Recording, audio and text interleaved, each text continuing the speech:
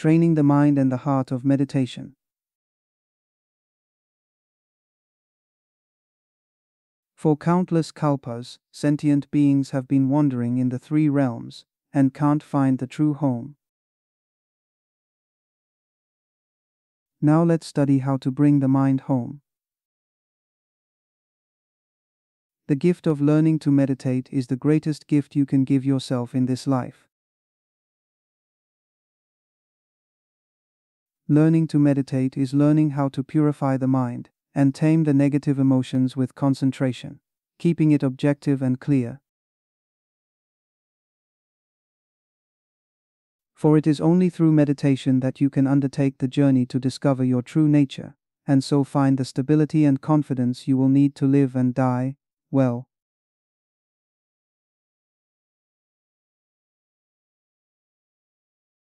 Meditation is the road to enlightenment.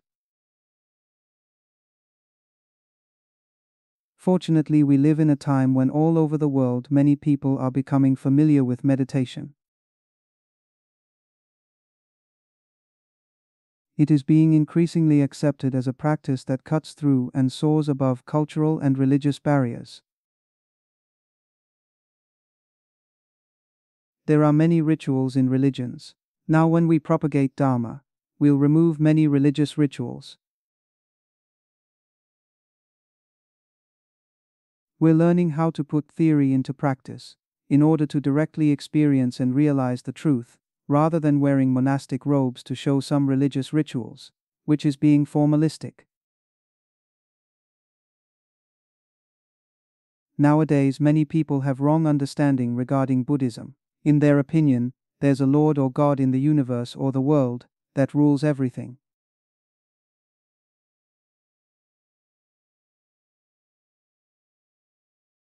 In Buddhism, we can realize the truth through spiritual practice. In the world, there's no God or Lord that rules everything. Just as we often say, there's no savior, everyone is his or her own savior.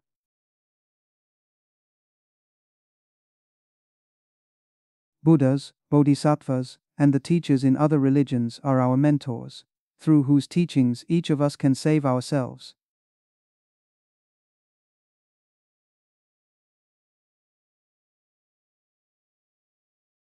It enables those who pursue it to establish a direct contact with the truth of their being. It is a practice that at once transcends the dogma of religions and is the essence of religions.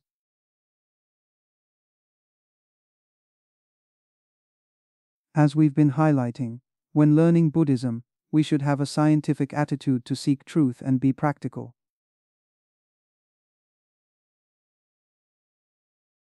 As monastics that propagate the Dharma, when you get along with lay people, don't forget this attitude. Don't chit-chat or socialize with them. When teaching Dharma, don't talk too much about worldly matters. Generally, we are distracted from our true selves. Sentient beings are grasping at a false self, the five aggregates. Generally, we waste our lives in endless activity. Meditation, on the other hand, is the way to bring us back to ourselves. Meditation is a basic requirement to make the deluded mind disappear and the true nature appear.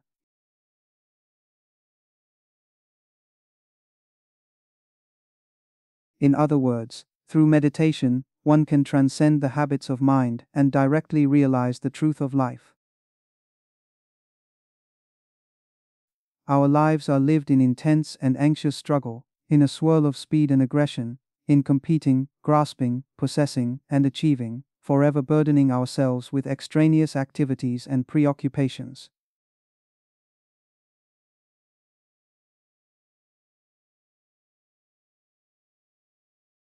Meditation is the exact opposite.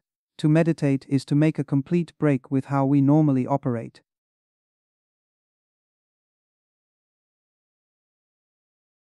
For it is a state free of all cares and concerns, in which there is no competition, no desire to possess or grasp at anything, no intense and anxious struggle, and no hunger to achieve.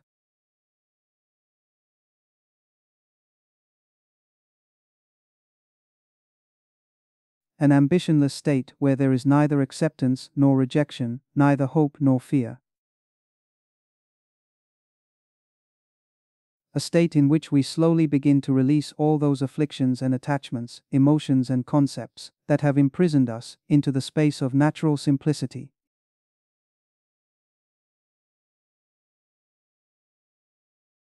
In reality, the emotions of sentient beings are formations of the various habitual seeds accumulated.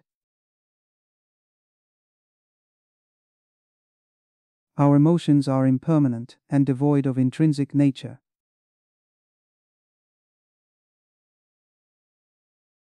The Buddhist meditation masters know how flexible and workable the mind is.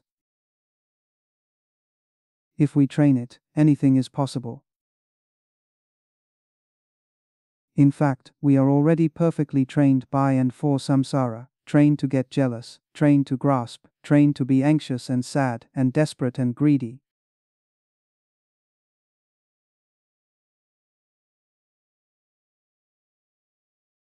Trained to react angrily to whatever provokes us. We are trained, in fact, to such an extent that these negative emotions rise spontaneously, without our even trying to generate them.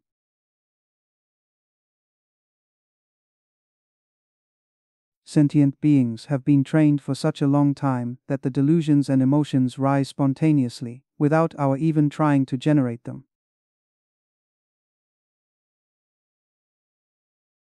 So everything is a question of training and the power of habit. Devote the mind to karmic habits, and we know only too well that it will be lazy. Like dreaming, sentient beings are completely trapped in emotions and delusions.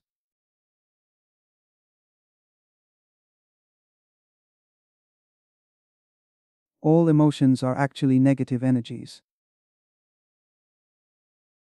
Positive energy is free from emotion. It's pure, compassionate, joyful, and wise, different from the emotions such as desire.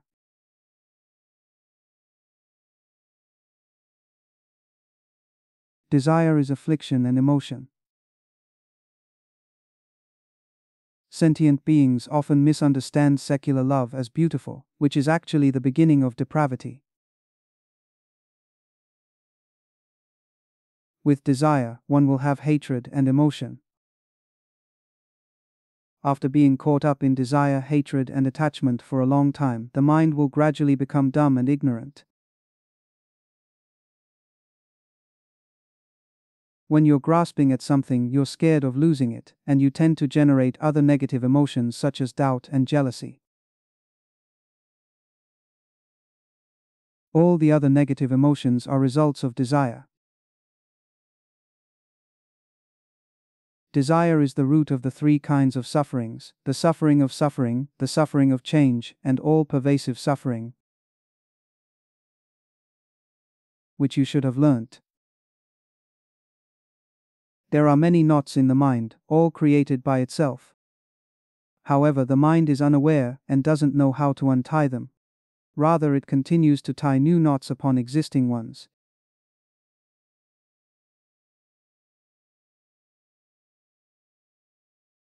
Devote it in meditation to the task of freeing itself from the innumerable knots and all kinds of karmic habits, such as greed and hatred. We will find that, with time, patience, discipline, and the right training, our mind will begin to unknot itself and know its essential bliss and clarity.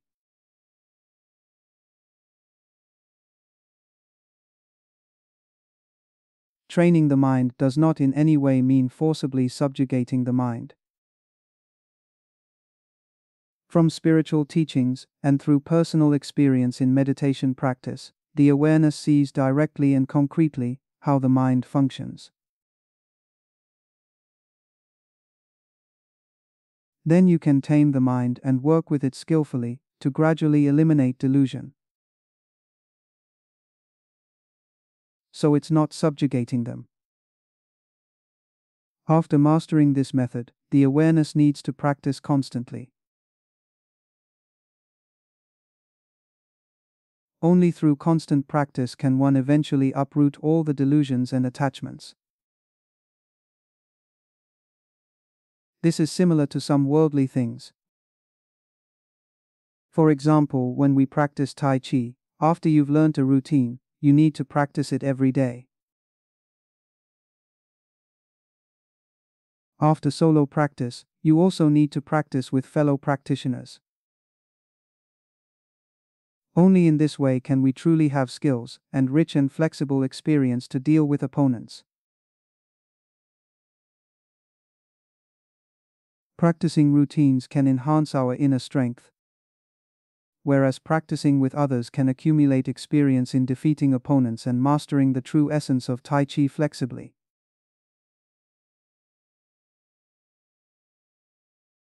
It's the same with playing Go. After learning how to play Go, you need to practice every day on how to place stones, occupy territory, and capture the opponent's stones. Afterwards, you also need to practice with a partner and grow through partner practice. Just as a writer only learns a spontaneous freedom of expression after years of often grueling study ever since childhood. And just as the simple grace of a dancer is achieved only with enormous patient effort for over 10 years since childhood. It's all the same. Learning meditation is similar. When the mind begins to wake up, it masters the right method. The mind also needs long-term practice. After practicing for a period, it'll reach perfection.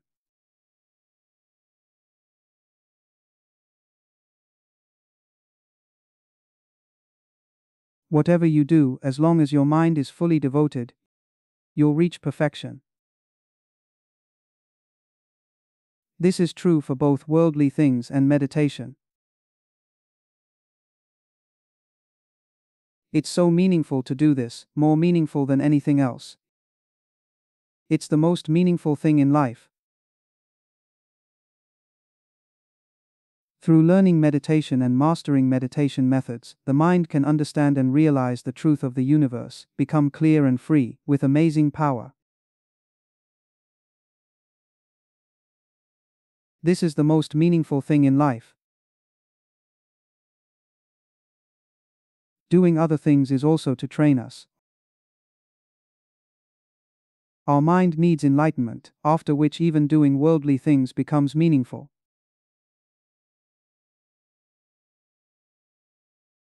At that time, doing worldly things is to train our mind, to realize through practice, and to benefit sentient beings. While benefiting sentient beings, the mind is perfected. Without enlightenment, if you seek Dharma from external illusions, your life would be meaningless with innumerable sufferings. Meditation can make the mind more and more pliable, so that you can become master of your own mind and employ it to its fullest and most beneficial end. If the mind is trained to be extremely pure and pliable without any emotion, it'll soon find the truth and get enlightened.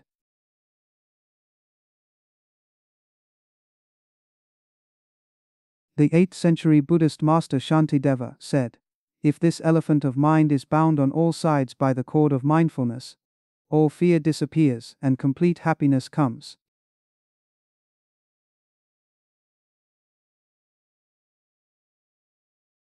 In reality, there is no enemy outside of our mind. All enemies are in our mind. Our emotions are just like tigers, lions, elephants, bears, serpents, and those fear, pride, etc., are all our enemies. All of these are bound by the mastery of your mind, and by the taming of that one mind, these beast-like negative emotions and the demon of pride are subdued, even completely destroyed in the end.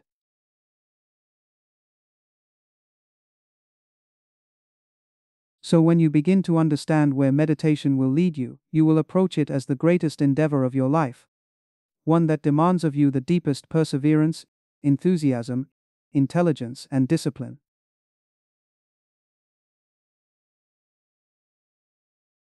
To realize the truth, the mind needs to first learn meditation, which is the best way to realize the truth.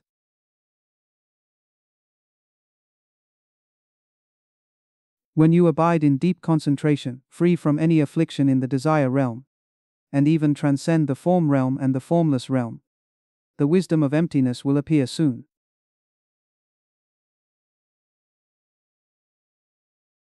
When the mind is completely tranquil, it's qualified to turn wisdom on. At this time, whatever I say to inspire you, like a key, will probably turn your wisdom on and eradicate the ignorance. In this lecture, I'm mainly encouraging you to meditate, to give yourselves time, and to know what's the most meaningful thing in your life. It's actually simple. Just try it, and you'll know. Throughout your life, you're seeking outside of your mind, but can't find anything, just like dreaming. You're toiling in vain. After waking up from a dream, you'll know that. Weren't you toiling for nothing? Whether happiness or fear, whatever in the dream turns out to be false after you wake up. You were toiling in vain. Our enlightenment is just like waking up. After your mind wakes up and is aware of the truth, you'll find that your previous life was all in vain. Start over, cherish every moment. Because life is fleeting, and the method to find the true nature back is rare to encounter. It's rare to have this opportunity in your life. Empress Wu Zetian said, rare to encounter throughout millions of kalpas. Which is not exaggerated. Look at those animals, for example. An ant, when will it encounter the Dharma? The method to find its true nature back. You'll never know how many roots of virtue it needs to accumulate, and how many thousands of kalpas it needs to wait to become a human. After becoming a human, it might fall again, and you'll never know when will it encounter the Dharma. Many people are seeking truth, but few people find it. Nowadays there are various extramental schools outside, and even inside Buddhism, which are being formalistic. As you know, many Buddhists are seeking Dharma outside of their mind, such as burning incense, making prostrations, chanting and life release. What can they get? They are still dreaming, but haven't woken up. Buddha taught us to get enlightened. Buddha exactly means enlightenment, namely waking up your mind.